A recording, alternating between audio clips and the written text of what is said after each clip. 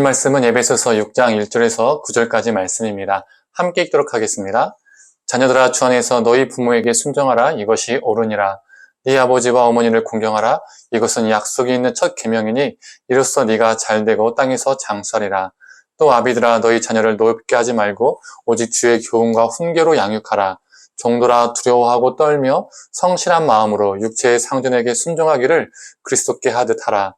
눈가림만 하여 사람을 기쁘게 하는 자처럼 하지 말고 그리스도의 종들처럼 마음으로 하나님의 뜻을 행하고 기쁜 마음으로 섬기기를 주께 하듯 하고 사람들에게 하듯 하지 말라.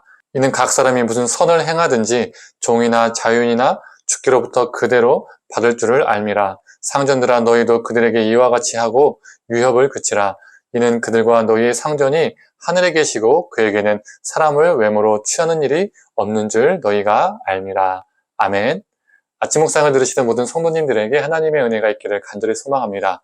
오늘 본문은 부모와 자녀의 관계, 또 주인과 종의 관계를 말하고 있죠. 이 관계에서는 지난번 부부의 관계에서와 같이 피차 복종이라는 원리가 적용이 됩니다. 먼저 부모와 자녀의 관계를 살펴보도록 하겠습니다. 바울은 십계명의 말씀처럼 자녀가 부모를 공경하고 순종할 것을 말하고 있습니다. 여기에서 우리가 기억해야 할 것이 있습니다. 일반 세상의 도덕과 윤리에서는 부모가 직접적인 섬김의 대상입니다. 이건 동서고금을 막론하고 사람이라면 당연히 하는 것이라고 여기는 사회적 통념이죠. 그런데 기독교의 섬김의 대상은 부모가 아니라 주님입니다. 부모에 대한 공경도 주님을 섬기는 궁극적 목표 아래 위치해 있습니다. 그래서 오늘 본문은 그냥 부모에게 순종하는 것이 아니라 뭐라고 기억되어 있습니까? 주 안에서 부모에게 순종하라 라고 말하고 있습니다. 그래서 우리에게 부모의 섬김이 주님의 섬김보다 위에 갈 수 없고 우리가 주님을 섬기기 때문에 주님이 주신 부모님을 순종하고 공경하는 것이죠.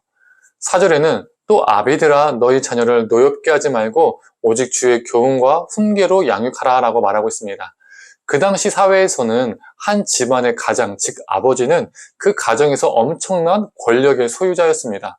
또 그 당시에는 자녀들은 인격의 대상이 아니라 단순 복종해야 하는 대상으로만 여겨졌죠. 이러한 사고와 문화 속에서 자녀들을 양육할 때 자녀들을 향한 심한 폭력과 억압, 강압이 쉽게 일어났었습니다. 이렇게 되면 자녀들은 상처를 받고 분노하게 되며 인격체가 파괴되겠죠. 또 그 부모로부터 폭력성을 그대로 답습하게 될 가능성도 높아집니다. 시대가 2000년이 지났어도 여전히 우리 부모된 자는 자녀들을 내가 낳았고 내가 키웠다는 그 이유만으로 함부로 대할 때가 있습니다. 우리의 생각과 가치관을 주입하고 우리의 뜻대로 따르기를 원하죠. 내가 가진 힘으로 강압적으로 누를 때도 있고 또 과하게 감정적으로 대할 때도 있습니다. 그러나 바울은 자녀들을 노엽게 하지 말라라고 인격적으로 대화할 것을 말하고 있죠. 그리고 너희 방식의 교훈과 훈계가 아니라 주의 교훈과 훈계로 양육하라라고 강조합니다. 이 메시지 자체가 그 당시 사고에서는 매우 급진적인 권면이었습니다. 여기서도 피차 복종의 원리가 적용되는 것이죠. 한쪽 방향만이 수고하는 것이 아닙니다. 자녀는 주님 안에서 부모에게 순종하고 부모는 자신의 교훈이 아니라 주님의 교훈과 훈계로 양육하는 것입니다. 성도님들, 우리가 자녀된 자로서 주님 때문에 우리의 부모님을 더욱 공경하고 순종하며 동시에 부모된 자로서 우리 자녀들을 우리의 뜻과 가치관으로 키우는 것이 아니라 주님의 교훈과 훈계로, 즉 주님의 말씀대로 키우는 부모가 되기를 간절히 원합니다. 두 번째로 오늘 본문은 주인과 종의 관계를 이야기하고 있습니다. 바울은 종들에게 그리스도를 섬기듯 주인을 섬기며 성실히 일할 것을 요청합니다.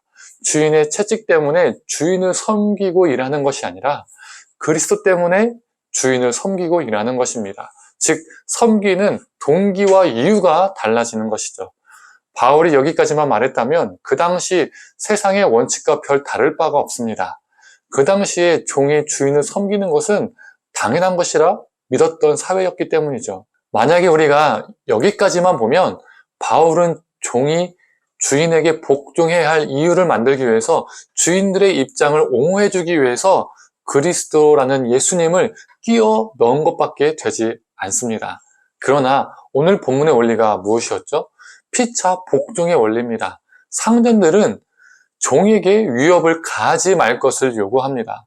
바울은 상전들을 향해서 너희들이 최고가 아니다. 너희들보다 더 높은 상전이신 하나님이 계신다라고 인식을 시켜줍니다. 그리고 9절 후반부에 이렇게 말하죠. 그에게는 사람을 외모로 취하는 일이 없는 줄 너희가 알미라. 하나님이 사람을 외모로 취하지 않으신다는 것은 사람을 차별하지 않으신다는 의미입니다. 주인이나 종이나 모두 하나님의 형상이기 때문에 하나님은 주인과 종을 동등하게 대한다는 것이죠. 이 메시지는 당대의 맥락에서는 매우 충격적인 주장입니다. 주인과 종이 똑같이 하나님의 형상입니다. 주인과 종이 같아진다는 말이죠. 그렇다면 주인과 종의 관계를 우리 사회에 적용하면 어떻게 될까요? 직원은 자신이 일하는 곳에서 성실하게 일하는 것입니다. 반대로 내가 누군가보다 상사의 위치에 있다면, 또 내가 고용주라면 고용인과 피고용인, 상사와 부하 직원 모두 하나님이 지으신 소중한 존재, 동등한 존재라는 것. 그래서 을을 향해서 갑질하지 않으며 부당한 대우를 하지 않는 것입니다. 인격적으로 대하고 정당한 대우를 해주는 것이죠. 성도님들, 부부의 관계가, 또 부모와 자녀의 관계가, 주인과 종의 관계가 변화되듯이 우리 믿는 자들의 모든 인간관계는 주님 때문에 온전히 변화됩니다. 우리 모두가 주님이 지으신 하나님의 형상이기 때문입니다. 부부관계, 부모와 자녀 관계, 그리고 일터의 관계가 주님 안에서 거룩하게 변화되어서 가정이 거룩한 교회가 되고 일터가 거룩한 교회가 되기를 원합니다. 우리가 거하는 모든 것이 우리 믿는 자들 통해서 거룩한 교회의 현장이 되기를 간절히 소망합니다. 함께 기도하겠습니다. 하나님, 피차 복종하라라는 원리, 그 예수님 때문에, 우리 주님 때문에 모든 인간의 관계가 새롭게 변혁되어지고 변화되어지는 것을 보게 됩니다.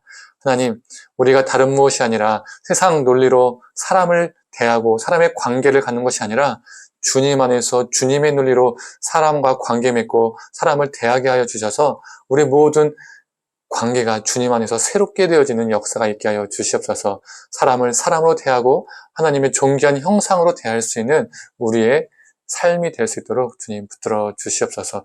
그래서 우리 가정과 우리 일터와 우리가 거하는 모든 것이 우리 믿는 자들 통해서 거룩한 교회의 현장이 되게 하여 주시옵소서. 감사드리며 사랑에 많으신 예수님의 이름으로 기도드립니다. 아멘.